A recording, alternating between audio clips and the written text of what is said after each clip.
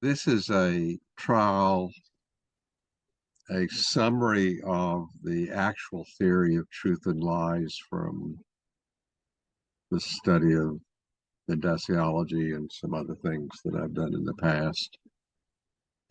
It is the theory. It comes out of natural language studies. It's a theory of neuroscience based on some assumptions that are made about the nature of the evolution of natural language in humans.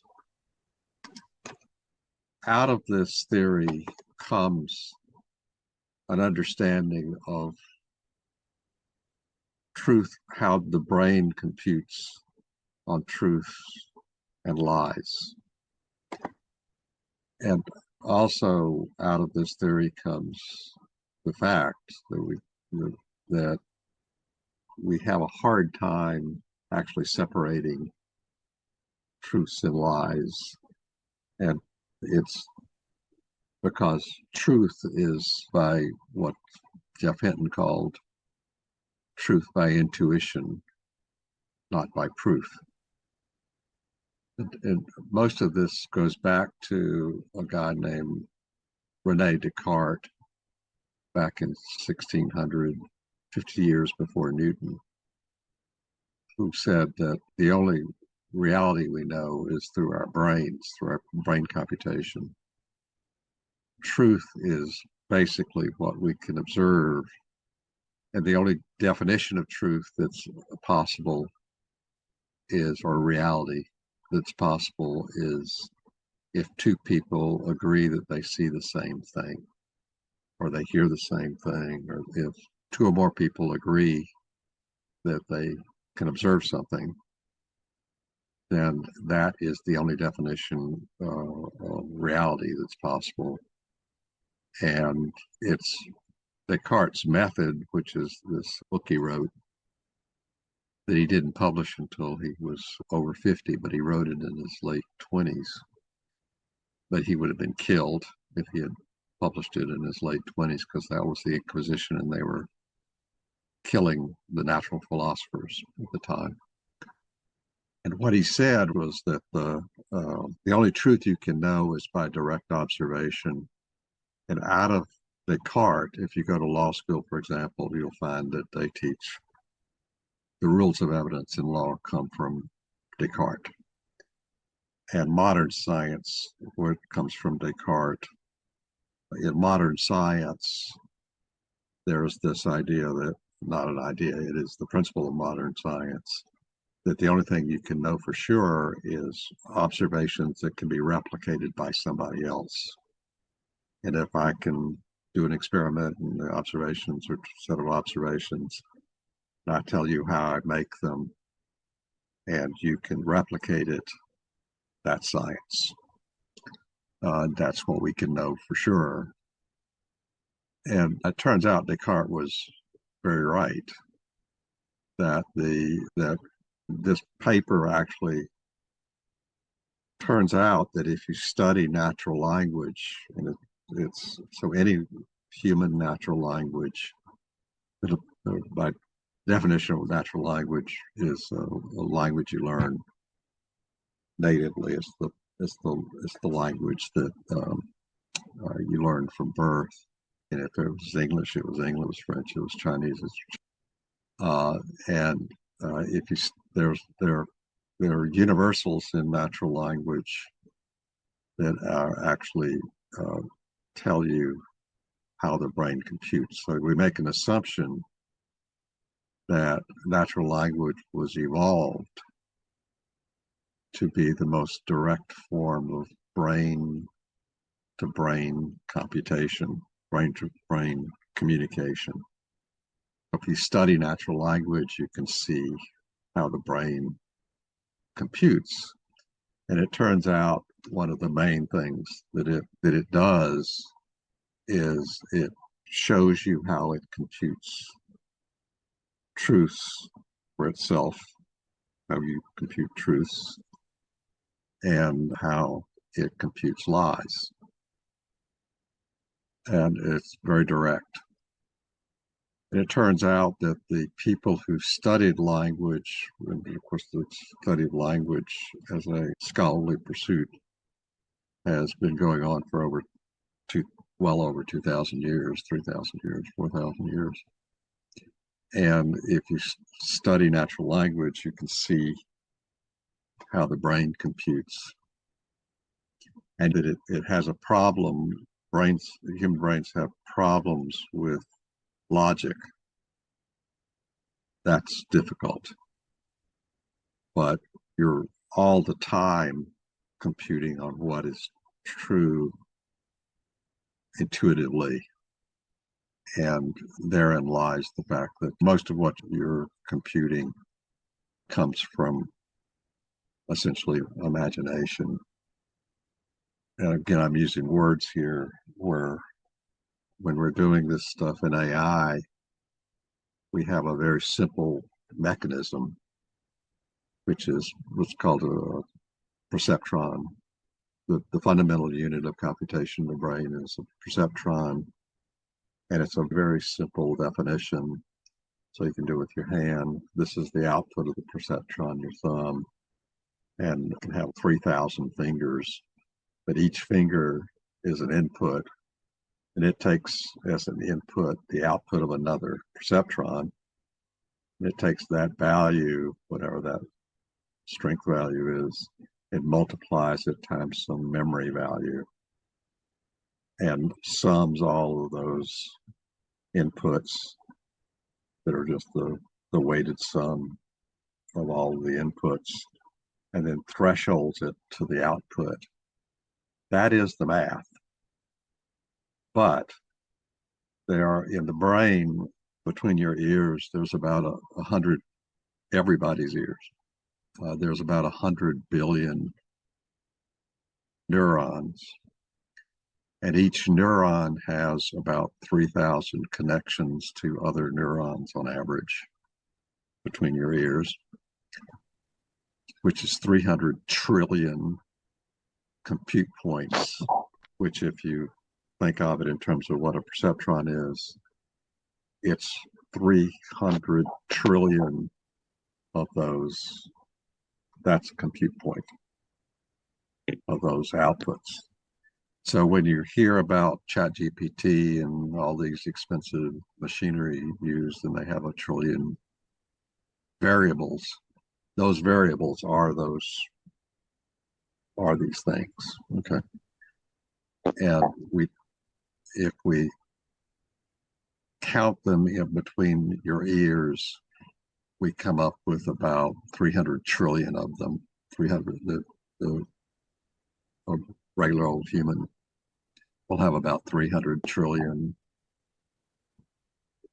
of these compute points. And in terms of thinking about how all that processing takes place, there's no central computer or anything. You can actually see natural language and how it operates in this way. And so what this article is... Excuse me, Bob. Yeah. I was just thinking about it. There's no computer that combines to the mind of a human being, because there's trillions and billions of neutrons that's going through the mind, and not even a hard drive or a CPU or RAM can compete to that. Yeah, we've known for a long time, 50 years, that the computer model is just junk. The idea of thinking of a brain in terms of what you think of, what you know of as regular computers is just junk. And it's wrong. And so there have been people like me who've been coding these advanced perceptrons for over 50 years right now. It's going to take you much more time just to make up a brain.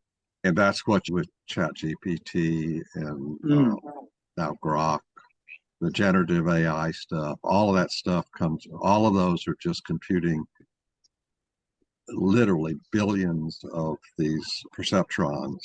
That's how they compute and why they're so expensive, because that's why they have to have these big data centers using enormous power, because they have to have many little individual processing units, which are very simple, but they're organized together in certain ways.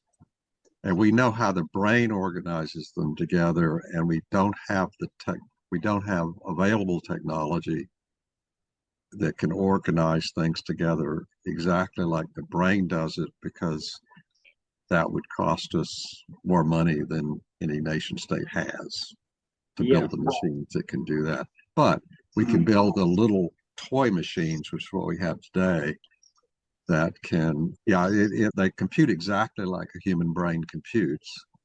They have a lot of knowledge, but they really don't have all of the ways, one of these perceptrons is actually computing a predication as we know it in logic or in natural language. And so, way to think about this is that these inputs, one of them or two of them, remember that there's 3,000 of them. So some number of them are subject and others are a predicate. And the output is the recognition that it's seeing this subject and this predicate together. And that output is telling you whether it's true or not. Yeah. That's how it works. So when you look at language, and if you study logic, you know that a subject and a predicate have no truth value in and of themselves, unless they are also, unless the subject or predicate is actually a predication composed of subject and predicate. But so when you say the dog ran, for example, dog is the subject and ran is the predicate. And dog itself has no truth value unless you're observing it, in which case it's got predications around it that tell you that you're seeing the dog. And the dog in and of itself has no truth value. The predicate ran has no truth value. You put the two together, and the dog ran has truth value in your brain. Okay. And that's what one of these things does.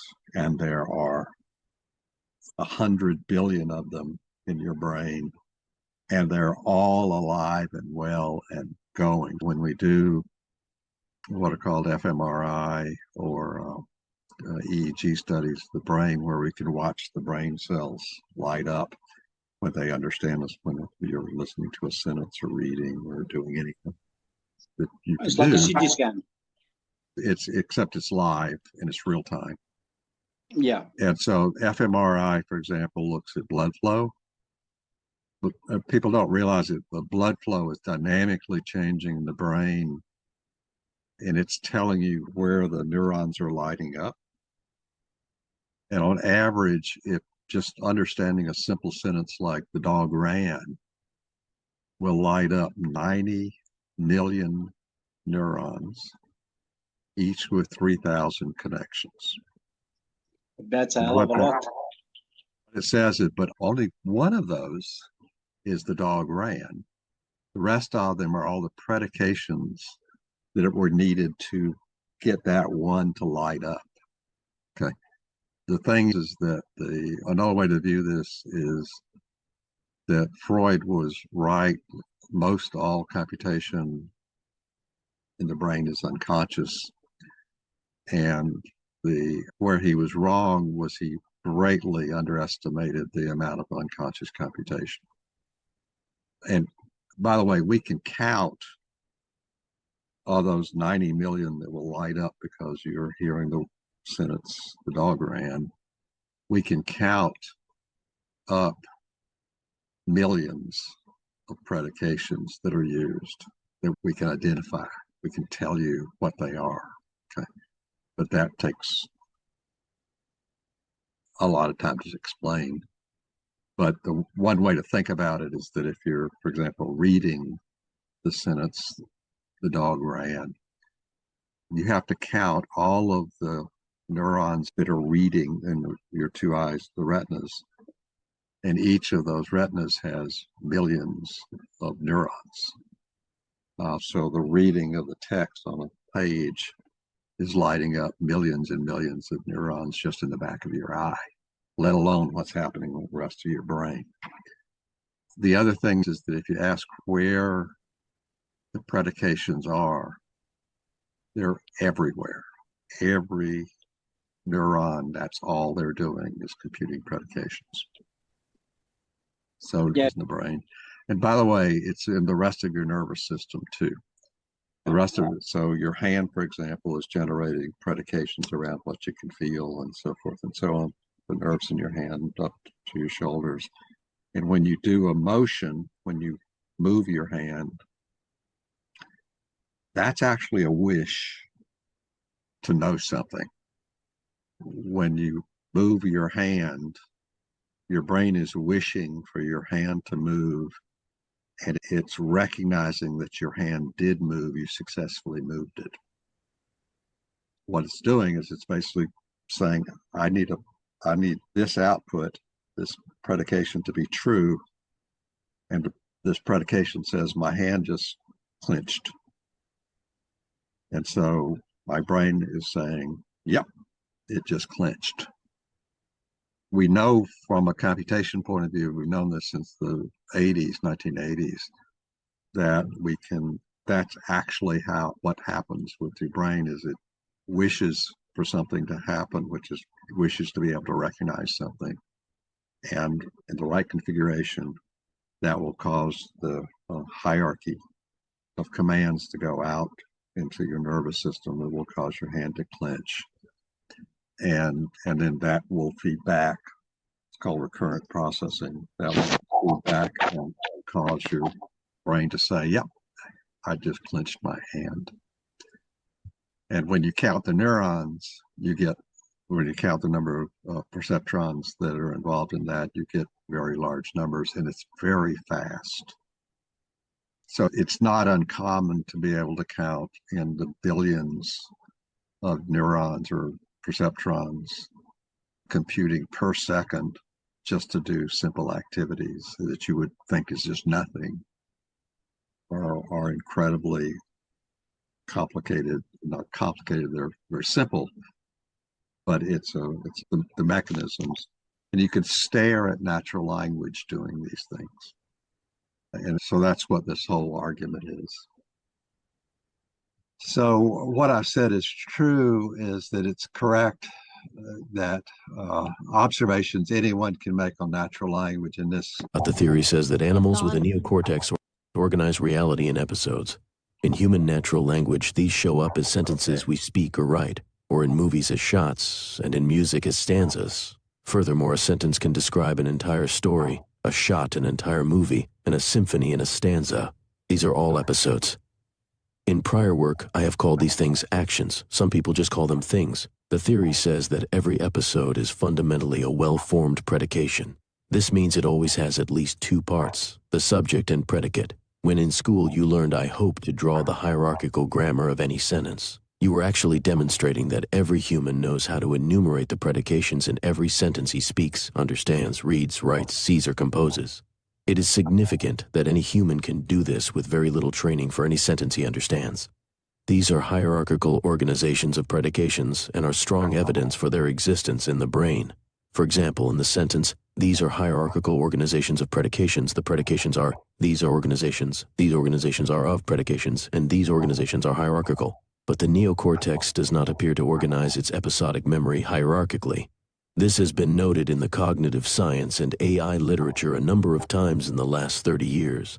The hierarchies are formed in the need to compose or understand a communication between two neocortices, yours and his. Just like your brain has to form a hierarchy of signals to your muscles when you are catching a ball, or your senses have to be hierarchically organized by your brain to make sense of what you hear, touch, feel, etc. Attention, thought, and talking to yourself are epiphenomena of this dynamic structuring of episodic knowledge. This statement does not mean that the hierarchies are not present in the neocortex's episodic memories. It is a claim that at best the neocortex organizes episodes as heterarchies, but it is also possible to have it organized as we have been doing in AI for years now, as generalized knowledge graphs which are more general even than heterarchies. We simply do not know what the brain's actual knowledge graphs look like in detail yet. Just like word concepts like dog or run are individually not truths or lies, only predications can be truths or lies. A property of any sentence is that it can be a truth or a lie. While every sentence can be a truth or a lie, We understand sentences by verification not of truth but consistency with our episodic memories. We most often say or understand things without fully deciding these are truths or lies. We can actively decide to. Okay, so the last thing that I wanted to mention here, the YouTube is describing this, and it goes into more detail and gives you some of the proof points of this computation. And the proof points you can verify for yourself. There's nothing here that you can't observe for yourself. You don't have to be a scientist. You do. It's many people before us, back thousands of years, have actually confirmed these things.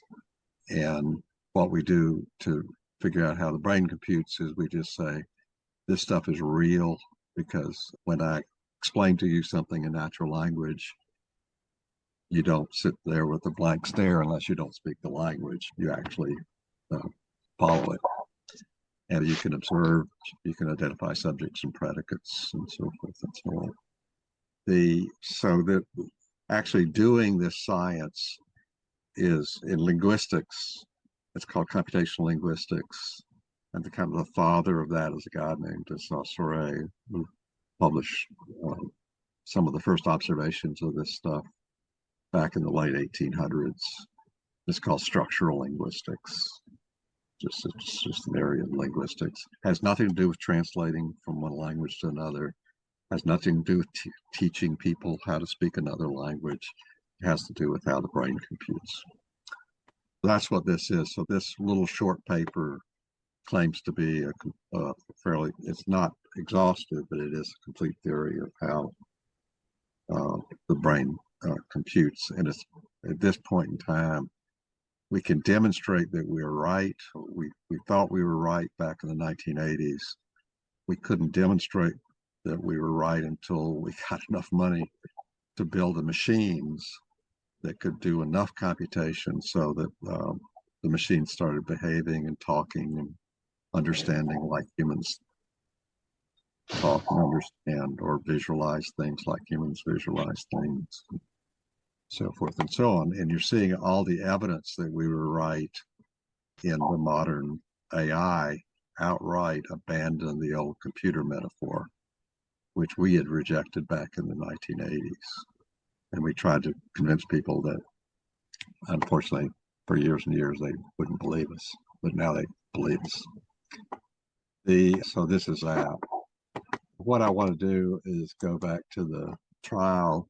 And I'm basically saying, if you want to understand how the brain computes, look at natural language. And I give you in this one paper, this very short paper, a way to look at it in a way that you can see how the brain actually computes and how lies tell you how this actually works. I believe this is true. And I said, is it true? And I said, yes. Is it the whole truth? I think it's the whole truth. But remember, this is science. There's no such thing really as the whole truth. There's a lot of stuff that we still don't understand the details, but we understand. We can give you a theory that tells you how it all works. But a lot of the details, for example, we know that there are thousands of different kinds of neurons that do these predications in the brain, thousands of different kinds. And to prove to yourself that there are thousands, a neuron that sees light in your retina is one of those kinds of neurons. It's one type of neuron. Rods and cones are two types of neurons. The auditory neurons in your ears that listen to the sounds, those are other types. There's 6 or 8 of them that are types in your sensory, the ear organ. And in the brain, we know that there's at least 1,000 different types. We don't know how many there are, but it'll be in the thousands. And we're still discovering them. We're discovering discrete types of neurons, but they're all computing exactly the same way. They're all computing predications that have to do with what the input data that the neurons can process on looks like. So it's, to my view, it is the whole truth. It's just, we just don't know all the detail. Is it nothing but the truth? I said, what I've described here is absolutely nothing but the truth. I think that there's no deceit. I'm a scientist, and we know that we're wrong a lot, but we're real serious about getting at things that are true by Cartesian standards, which is things that we can observe and that other people can, to a degree, they observe. Is the deceit intended, truth intended, the truth is intended here. What's the motivation? We're describing a mechanism where if we can describe it well and model it, then what we can always know is that we don't get the model completely right, even though we know how it should work, how it does work. We may not be able to implement in our engineering the models that work exactly the way we know they should work because of the costs. What we see being engineered right now are good approximations of what we believe how the brain works, but we just don't have the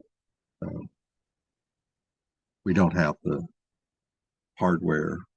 And it's just this massive replication of hardware and organizations that you're seeing as the AI takes off. Now that there's money behind it, you're seeing AI get better and better by the day as we put more of our existing knowledge of how the brain works into actual systems.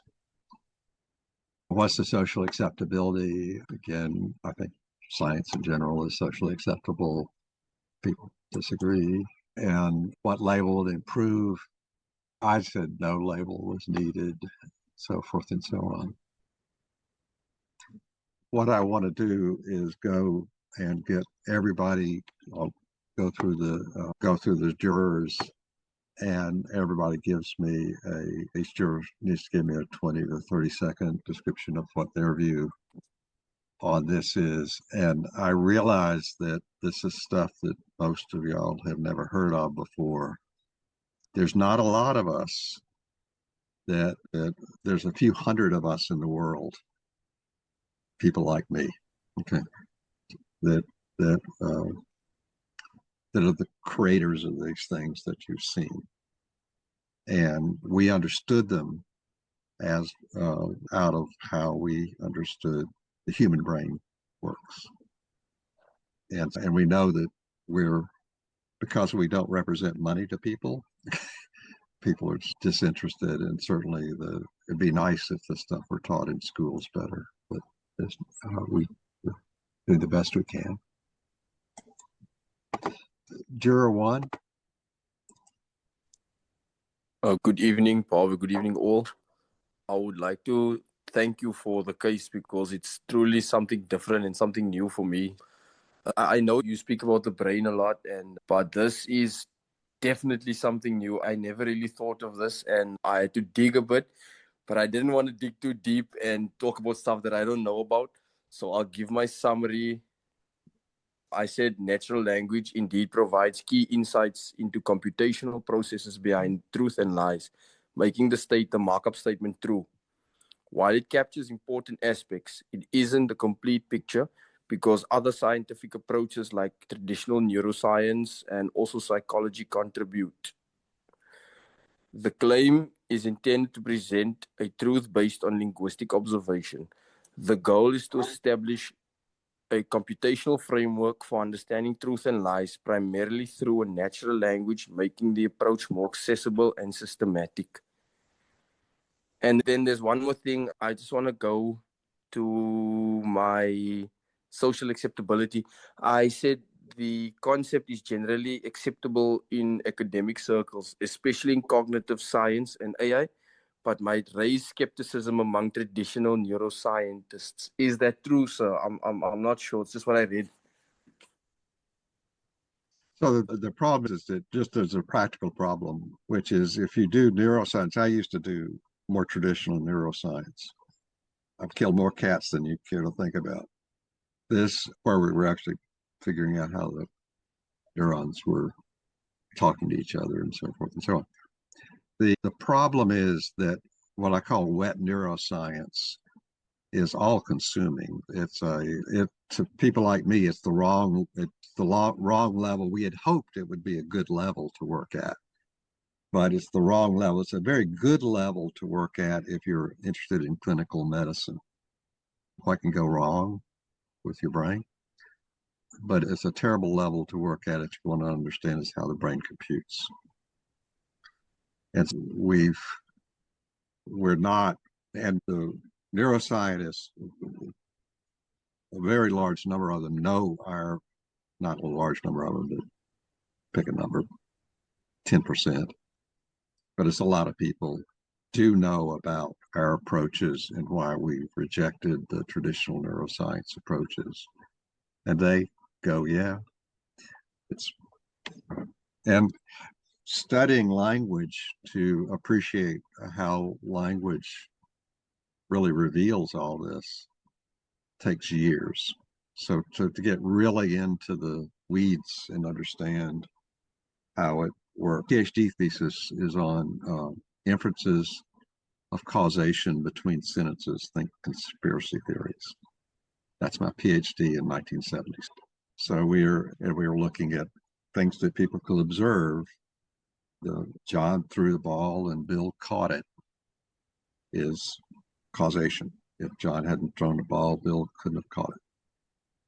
And that's an inference that was not asserted.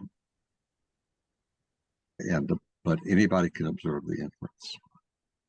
So it's a direct observation, and you could do science around it. So in neuroscience, there are published papers now that show that's lighting up certain places in the brain when those inferences are made. And they tend to be content specific. So there'll be a place in the brain that knows all about dogs, and there'll be another place that knows all about people.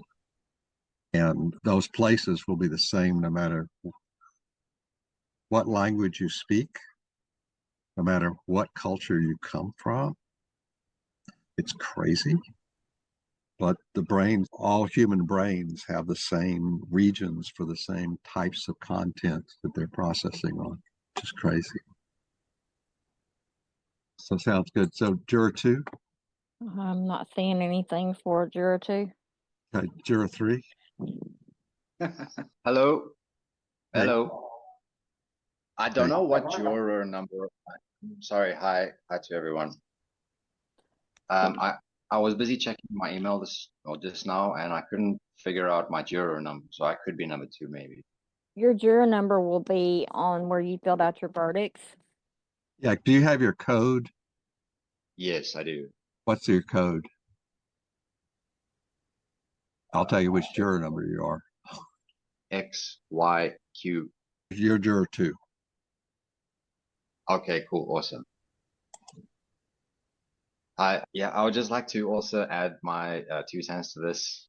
It's a very intriguing topic of discussion, but I do, how can I say, affiliate myself with certain things as well. And I do believe heavily about the brain, how the brain works. It's unknown to many, but there is things that you're busy talking about that does make a lot of sense. Even with this AI that you were talking about, what I've actually stumbled upon is that AI has always been around. It's just like the machinery that you use to computate the information from this network. This network has been going for ages, and it's been a long time, like even the internet. When the internet was first discovered, it was just a network that we were actually tapping into. There's a lot to think about. It's it's very intriguing, I have to admit. I was around in 1988 at CMU Computer Science when there was a morning, what month of the day it was, when we made the last patches at CMU in a closet, believe it or not, down the hall, where we connected all the networks to one network, and we created we did it. Other people like us at MIT did it, and Stanford and Southern California did it. and we connected up all the networks, and all of a sudden we had the internet. And it was a conscious activity. We meant to do it, and we were doing it illegally.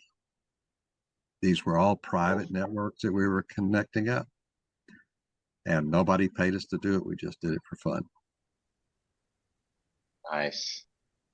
Like a true hacker. Yeah, that's what we were. So my star, the guy that he's dead now, but it was Bob Berger, who was my most senior guy in my lab. He was in the Hack House Hackers, is what they were called at CMU. He was one of the stars. It's actually a brilliant name to call yourself. Yeah. And there are people that are alive today who are still in the Hack House Hackers. There were this group, and that was the one at CMU. There were parallel groups. I can't remember whether they were called the same thing. Parallel groups at MIT and Stanford and Berkeley and forth and so on, and in Edinburgh, for example. So juror 3. To summarize my verdicts and give my opinion on the case, I would say that I agree. I agree with everything. Going through my verdicts, I agree with Bob's take on the case. I find the idea that studying natural language can reveal insights into how the brain processes truth and lies as a valid and interesting perspective in computational neuroscience. I feel like this concept challenges traditional neuroscience approaches, and I find it intriguing to consider how this theory could reshape our understanding of cognition. Sounds good. Juror 6. Evening. To summarize my verdict, I agree with the markup and stand by my verdicts. Natural language observation can reveal computational aspects of truth and lies. The motivation behind the claim appears to be the promotion of Mendaciology as a valid scientific field. Socially, the claim is largely acceptable, but it may face skepticism from those who support other scientific approaches. Thank you. So the two broad areas where we can show the detail of how the brain computes in terms of study areas is one is in, there's a lot of areas, but the two ones that really show this parallel of this giant number of predications being computed. One is in Mendaciology, which is how people lie to each other and tell the truth. Okay. The other one is what's called inspection. It's the ability of a human being to nearly instantaneously, within milliseconds, recognize something's wrong. In other words, they look at a ball game, or they're watching something, or they're driving the car, and they realize that something's wrong and they know what it is. That instantaneous recognition of something out of the blue is what the machines that we have today are not as good as they will be in the future, but humans are very good at. And that's when you see these unconscious processes come to life, because they all of a sudden say, I understand this. It's not what should have happened, or it's not what I thought should be going on here. It's not the way people play basketball or whatever. Or it is not a chair like I thought a chair should be. Okay. Or this is a person who looks just like such and such, which was a surprise to me. That I didn't know there was anybody who looked like him. That kind of stuff says, no, this processing is going on massively inside the brain all the time. Juror 7, or did I just do it? Hi, Bob. Hey. Sorry. You got an interesting topic that you got here. So I'm very interested into the brain. How can you tell that somebody's lying or telling the truth? Is it the way they walk? Is it the way the eye twitches? Is it the way the nose pinch or the mouth goes up? Or is it the way that the pupil rises bigger or smaller? So It's more or less like a background memory that reminds you every time. Listen here, this guy's telling bull to us. He's busy talking. He's talking about something, but he doesn't know what he's talking about. And yeah.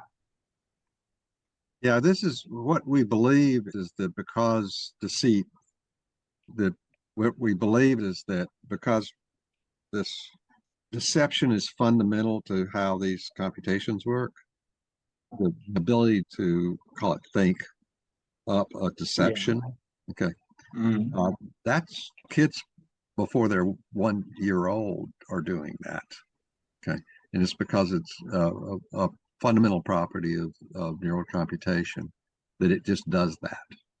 So it can, and so all the ways and all the signals and all this other stuff as to how you decide that somebody's lying or something.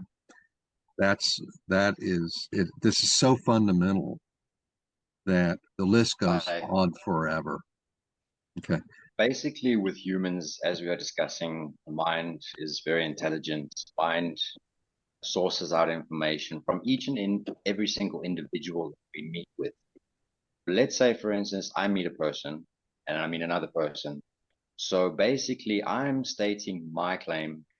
I'm telling them a story, my story, and everybody has their own story about me.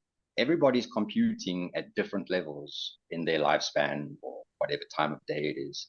Yeah. There is always going to be a misunderstanding as to the concept of a short sentence being like a sentence. It could actually explain like a 1,000-piece puzzle, if you know what I mean.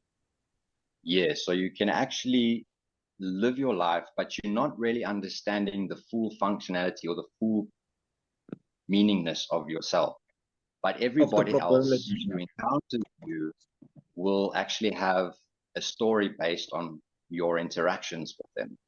So interactions, like you said, from your fingertips to however you correspond neurologically or whatever that word is, it's true. It's all true. And I don't know what else I could add. There's just, it's like a light bulb that's going on. Hierarchies have a definition in graph theory. It's very simple. It says that there is only in a graph of things at any given level in the hierarchy, a thing has one parent and has potentially multiple children. So there are multiple things going underneath it, and then one parent. And then you build a hierarchy out of that. And we know that neural systems do that, and they do that for everything. So they do it for communication, for organizing neural systems to move muscles. They do it for perceptual systems. The eyes do that. The ears do that. All this processing is always hierarchical. And what's interesting is that natural language is hierarchical. So it's a hierarchicalization when you speak of the knowledge that's in your brain. And the knowledge can be anywhere. It's not just where the speech is.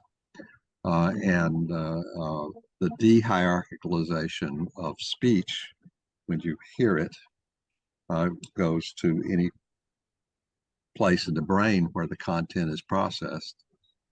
And that takes the natural language is that way. So that de-hierarchization is a fundamental property of brain computation, and it's done for everything that the brain does. Everything that the brain does. Excuse me, Bob. So it's actually like an instinct that you get, but you had it previously in your life. It's just the instinct and saying, listen here, this guy's telling truth all a lie. And you can pick up from your instincts, listen here, something is not calibrating here. Yeah, what happens is from our point of view, what's interesting about lies is the realization that there's been a deceit. Or you deceive somebody, you've got a reason, something that you're trying to deceive somebody with, and that you succeeded in, and that they didn't realize you were lying to them. And you realized that you accomplished it. And so the intention was to deceive you. That was just one predication you wanted to make happen. Yeah, and it's a hierarchy of things. It's crazy. So was this juror 7? That was juror 7. I'm sorry? Juror 8? Yeah. Sorry, I don't know what juror I am. What's your number? My code is MXJ. Yeah, you're 8. So you're What's my number?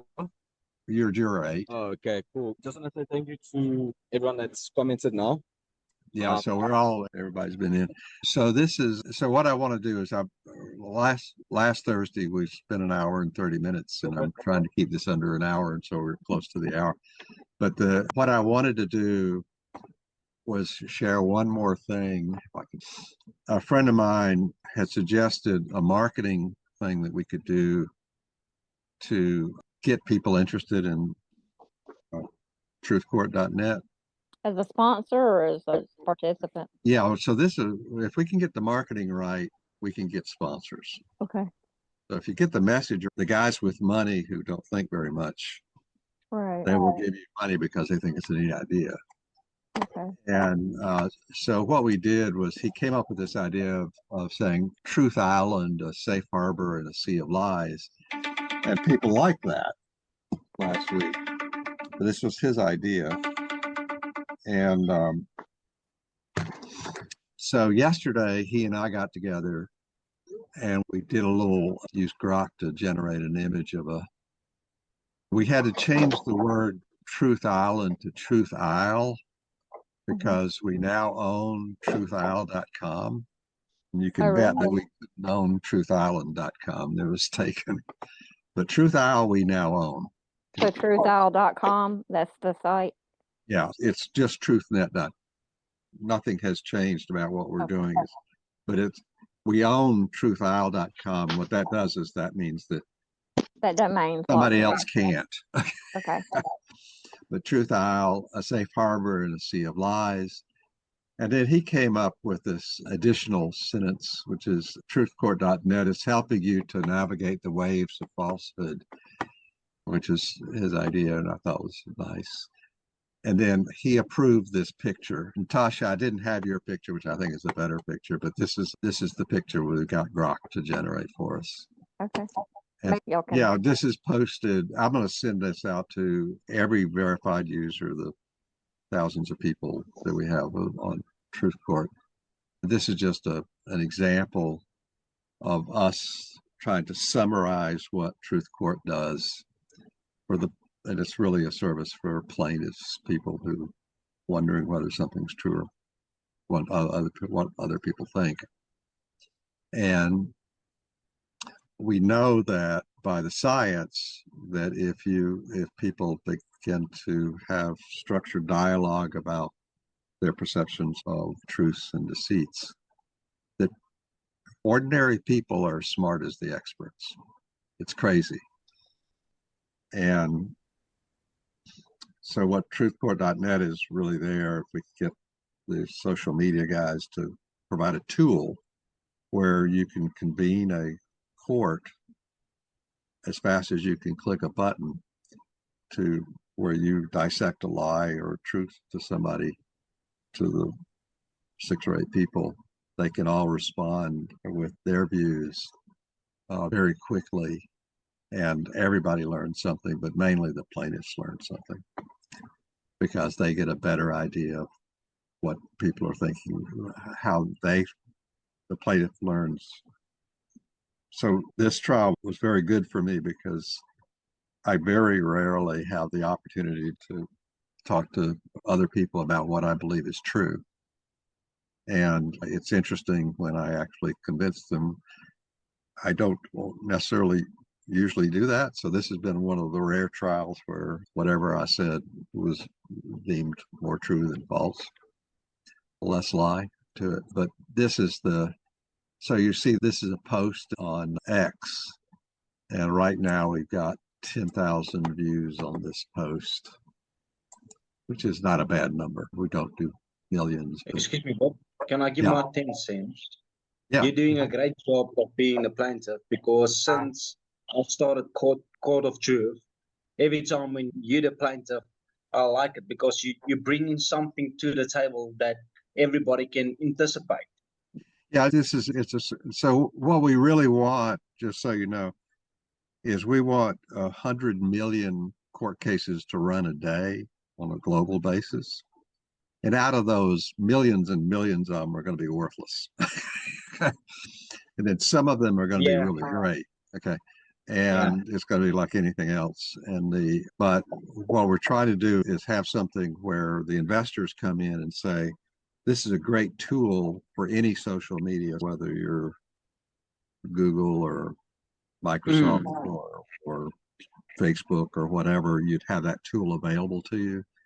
And because you're in a social media environment where the people are sitting there, the jurors can be selected immediately and you can have your trial immediately. And they snapped on, yeah. Yep. Yeah, but and then this thing gets really interesting fast. Yeah. Because since the time that I started with Court of Truth, every time when you come up, I know this is going to be a great, excellent court case, because I know there's something that's going to happen and somebody or everybody's going to anticipate in the game. Yeah. I understand that. And so one way to think about this is that we're trying to get the funding sponsors to fund enough trials so that we can get the scale where anybody can be a plaintiff and they bring these things very quickly. And then different plaintiffs will run different kinds of trials. So the plaintiff is really in control of the content. And what I try to do is I try to illustrate what could be interesting content. But other plaintiffs have other views. But we're trying not to. We're trying to provide a service to the plaintiff where the plaintiff has a suspicion that something's true or has a suspicion that something's a lie and wants to see if other people agree with him and what they have to say. And so there'll be some of these will be more interesting than others. I put your X handle on Twitter in the chat, Bob. Okay. Oh, okay. Yeah, I noticed it, so I'm going to follow it. Okay, follow me, whatever. I care. It's neat, but I do my science. This is what I do. So that's it. We'll have another trial. I have enough articles written, as I was threatening people last week. We'll be doing trials on my papers probably for the next 2 to 3 years. Joy. Hundreds. I literally have hundreds of papers on this subject. That's all good. We're waiting for it. Already published. Yeah. And it's because I've been doing this for 50 years and finally people are listening to us. It's amazing how for many years everybody had the computer model of the brain and we were telling them they were wrong, and the vast majority of these people thought that they were right, and now we're showing people. Yeah, and I think they're still wrong. I think they're still wrong. There's not enough technology in the lifetime that we're living in to become or to make a brain up, because the brain it's so small for us, but it's got a universe and multiple universes inside of that small capacity that it is. Staggeringly amazing. The human brain is actually any brain is a staggeringly amazing device, and it's so underappreciated what it actually does. It's just stunning, and eventually people will learn what we've learned, and the respect people will have for what goes on between the ears of anybody will go through the roof. People will really realize. And it doesn't matter who you are, where you are on Earth. If you speak English or any other language, you're human. So this sounds good. We'll see y'all next week. Okay, Thanks. bye, Bob. Appreciate the comments. No worries, Bob. We can't wait till next week, huh? Okay, we'll see y'all. Bye. Cheers, man. Enjoy. Thank you, guys.